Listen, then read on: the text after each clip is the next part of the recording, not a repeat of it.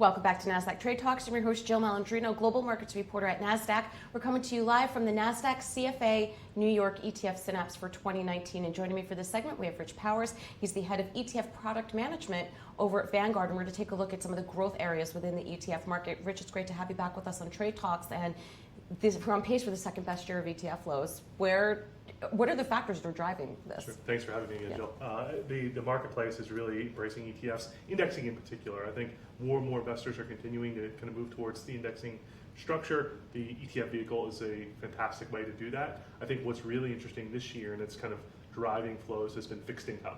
More than half the flows to ETFs this year have gone into fixed income ETFs, which is pretty incredible when you think about less than 20% of ETF assets are actually in fixed income. And so I think a lot of the reservations that investors had about fixed income and ETF together, a lot of those have been allayed. Well, I think it makes sense, especially for retail investors and portfolio managers, where bonds don't trade the same way as equities. They trade more by appointment. There's different durations. And with the ETF wrapper, I would imagine it makes it more efficient and cost efficient for them to employ. Yeah, I think you hit on the key issues, which is an efficiency aspect in terms of trading, right?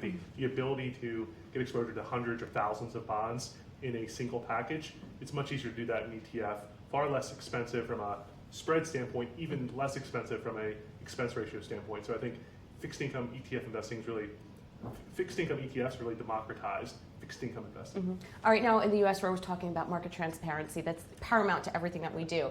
Now, there's an approval for several non-transparent ETF structures. How does that fit into the ecosystem? It's a pretty interesting development for the industry. Historically, ETFs have to disclose their holdings on a daily basis. Recently, the SEC allowed 5 different sponsors to provide ETF structures that don't disclose their holdings. Now, this is potentially an opportunity to open up the floodgates for active ETFs.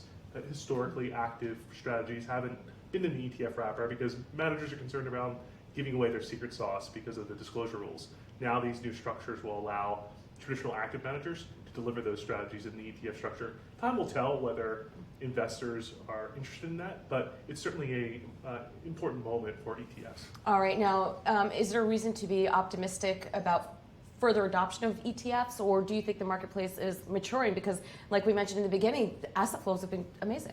Yeah, I think ETFs have become mainstream. You have $4 trillion in US ETF assets today.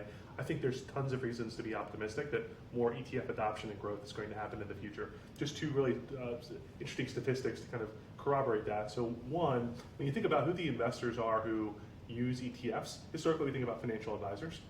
But if you look at the data, only 20% of RIA assets are held in ETFs. So lots of headroom for advisors to use more ETFs. Broker-dealers as well. Only 10% of broker-dealer assets are in ETFs. So again, a population who's thought of as early adopter, a big user, there's lots of penetration opportunity there for that universe. All right, sounds great. Thanks so much, Rich, for joining us at Synapse.